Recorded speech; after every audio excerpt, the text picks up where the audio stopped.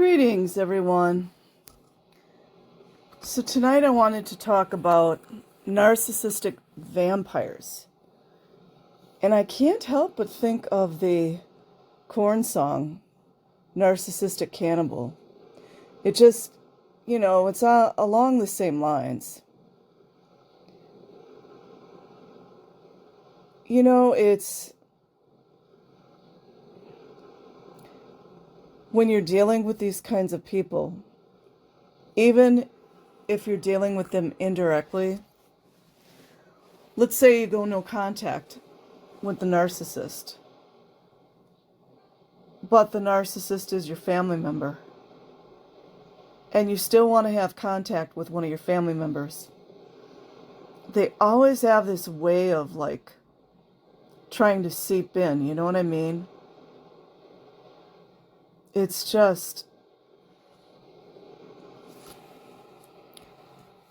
and the worst thing that a narcissist can't stand, one of the worst things that they absolutely cannot tolerate, is when they do not have full control of the narrative. Whether the narrative is about you, whether the narrative is about themselves, they have to have control. And nothing they can't stand more. Oh, they just can't stand it. Let's just say you went no contact with a family member who one of their biggest tactics, uses of creating their own narcissistic narrative, which, by the way, is completely false, is that they're this loving, compassionate, humanitarian type person. Virtue signaling. But, meanwhile, the person, the one that was abused, the victim, the survivor, who went no contact with that person, their false narrative of themselves begins to fall apart when one of their relatives is going through breast cancer, for example. Nothing they can't stand worse is for other people, maybe the public, maybe neighbors, maybe other family members, to see just how awful they really are.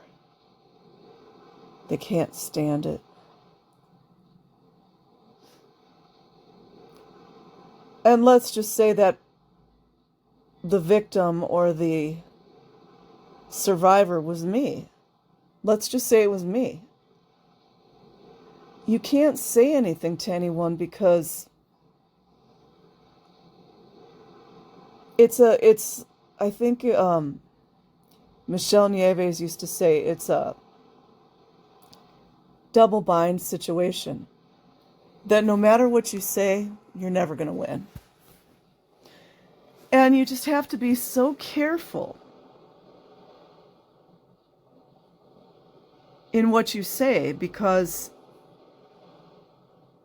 you want to have communication and a relationship with one of your relatives. Or this could even be like a friendship situation. But you know that the double bind that you're in is no matter what you say, there's no way to win, because narcissistic people, abusers, whatever you want to call them, are some of the best manipulators you have ever seen in your life. So you just don't say anything because you want to continue having a relationship with this person. They're waiting, the narcissist is waiting for you to say something that they can manipulate and twist and make it appear that you're some low-down scumbag, lower than dirt loser.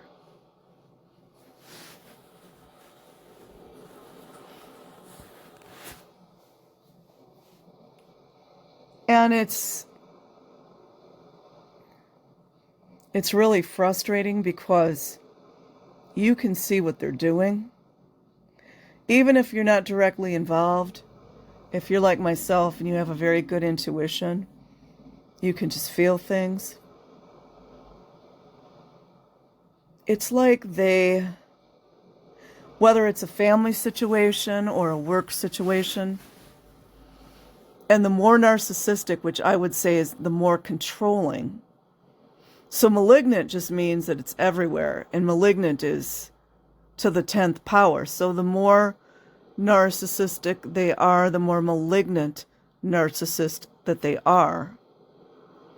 They always have their tentacles everywhere.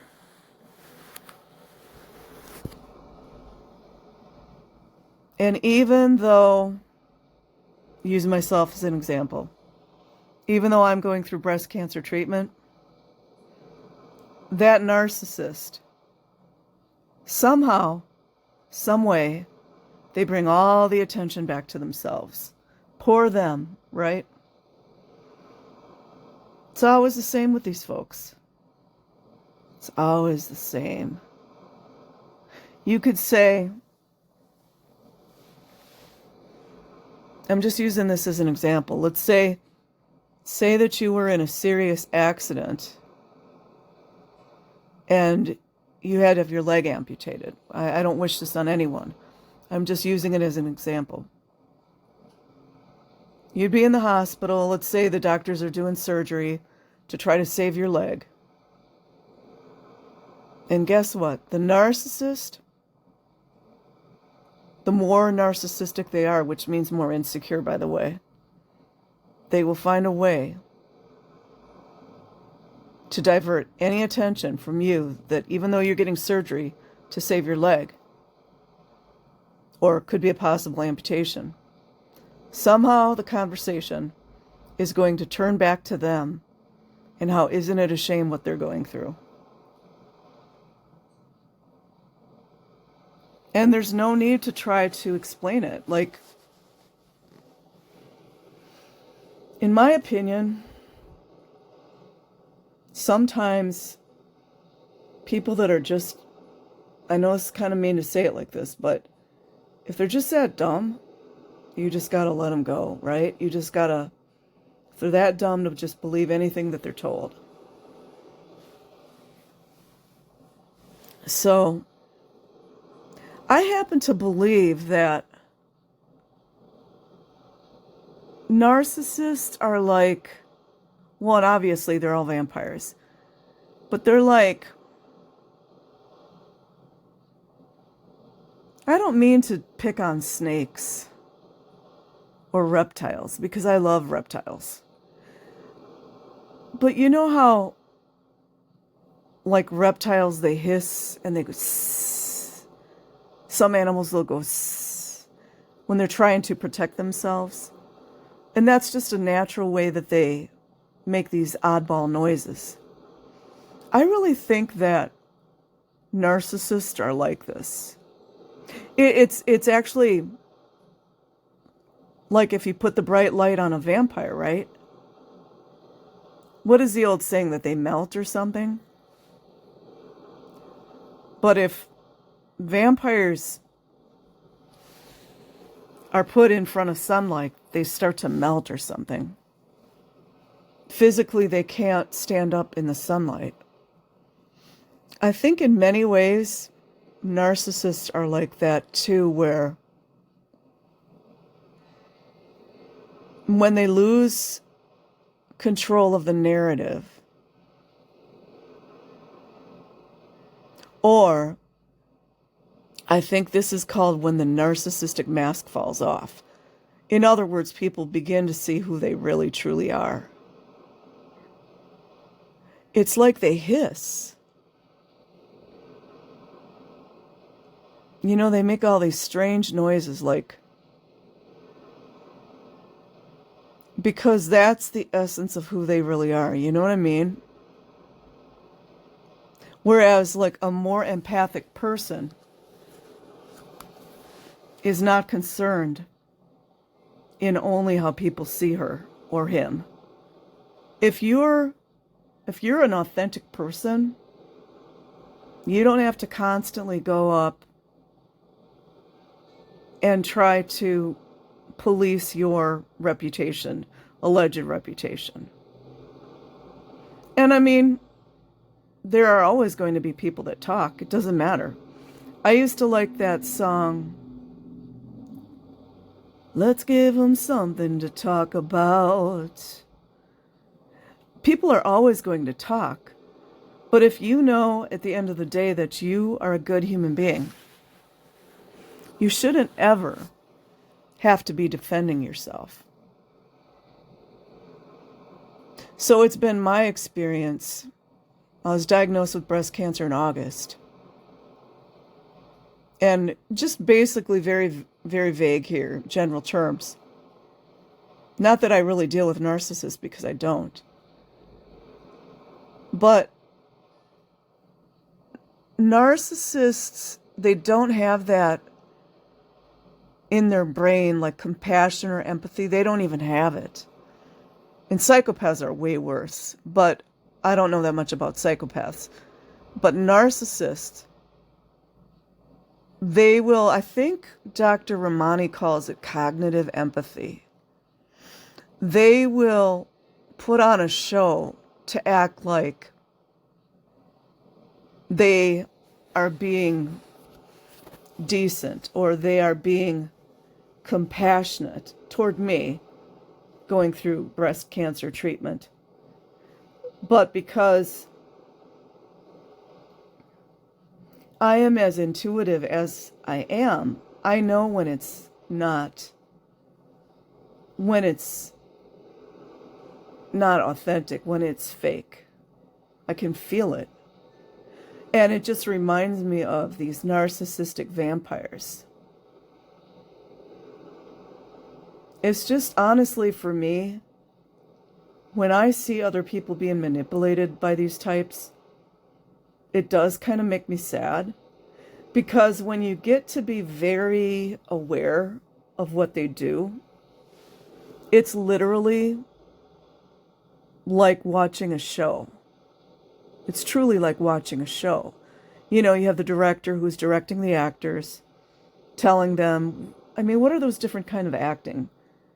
Method acting, I think method acting is where you have to know what spot on the stage that you stand at and, you know, things like that. And the director's going to tell you which place to sit, how to kiss the guy, or, you know, to make the story look a certain way. Narcissists are very much like this in a very manipulative way. You know, it's like they're putting on this show. And when they start to lose control, they will cry. I'm not like that. Why are you picking on me? They love to cry on camera. Oh my God. Or scream, or whatever it is they do. They're all different. But it's, especially when you know how much you've been abused by these people, and nobody can see it. Or sometimes you might get a person that does see it. And because they're just being selfish themselves, they don't want to address it, or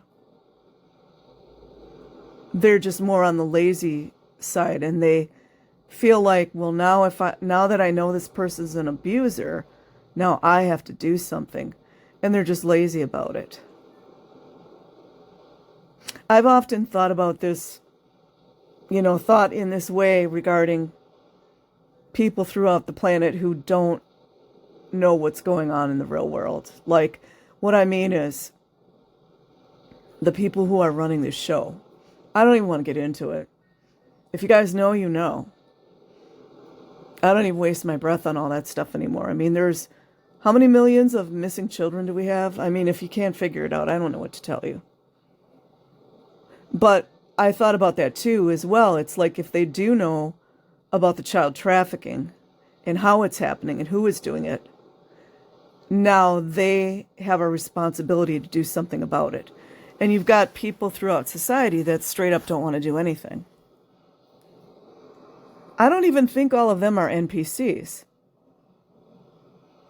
Or what do they call them? Yeah. Non-player character. But back to the whole narcissism thing. You will have people that they probably know. They're like, yeah, that person was really abused, but they want to continue being selfish and just, they don't want to deal with it. They either want everything to kind of go back to the way it was, which a lot of people in the narcissistic circles have talked about. Like, say, if you have a black sheep in the family, I don't think I was a black sheep, but I do think sometimes people try to make me a black sheep, whether it's in a workplace or whether it's in the family or wherever, wherever the situation is. But I never allow that.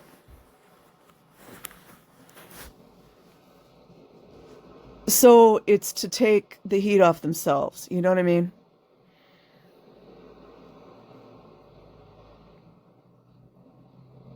But there are as many narcissistic tactics as there are thoughts in our heads, right? So we're not narcissistic. We're not controlling. We don't manipulate people. And we have to problem solve the way we do. Well, everything that we do, the narcissist has their own way of thinking, which is always based on control, manipulation, abuse. It could be triangulation, which means involving other people. You ever see somebody always dragging other people into arguments? You should be careful about that. Me personally, when you get around a lot of people that are always arguing and it's always a problem and this person did this and this person did that, I just check out. And it doesn't mean that everyone's a narcissist, but it's like, I don't like to waste my valuable mental energy dealing with that kind of stuff. It's so exhausting to be around that. But it's, for me, in my opinion, it's really hard to be around other individuals that probably know you were abused, and either one won't say anything about it or don't want to be involved.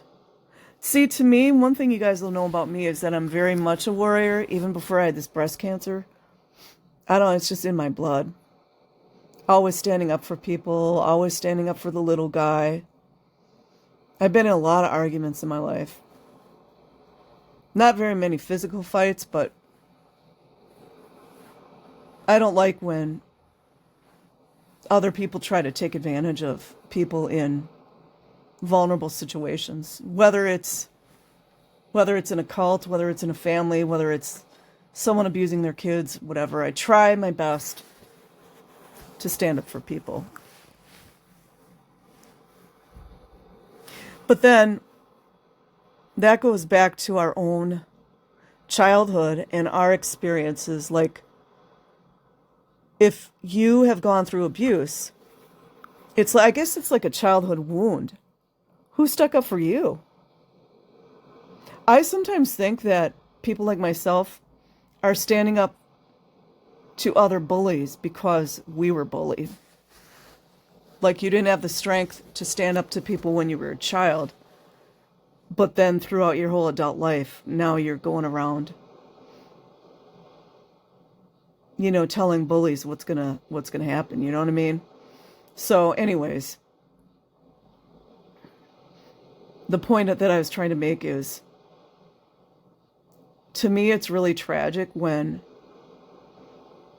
you're around other people that you can clearly, it's so clear cut that this person is an abuser, whether we call him a narcissist or a duck or a dog or a cat or whatever. It's obvious that they're extremely abusive. But so many people won't stand up to them. Or they won't stand up for you, who were the abused person. That, to me, is really sad. And I guess the best thing that we can do is just try to create our own lives and be happy as best we can. But narcissists will try to pull you back in, whether you're in contact with them or not. It's kind of like, if you ever see, like, you spill some water, you spill like grape juice or something, and the grape juice seeps into the cracks of the floor, that reminds me of how a controlling narcissist is. Like, you don't want nothing to do with them. You've been no contact for 8, 9, 10 years, whatever it is. But they try to seep back into your life somehow. Even though it's like, it could be an indirect way. It could be a former boss. It could be an ex-spouse. And to them, it's always about control. And obviously, narcissists don't care about anyone except for themselves.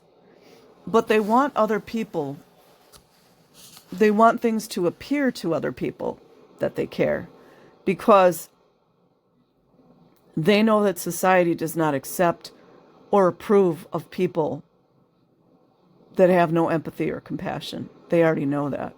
So it's like Dr. Romani says, it's that cognitive empathy. They got to pretend like, are you okay? And it usually will be over the top. Or it might be something as stupid as liking someone's post on social media. Like that's going to make up for 25 years of abusing that person, right? Or whatever it is.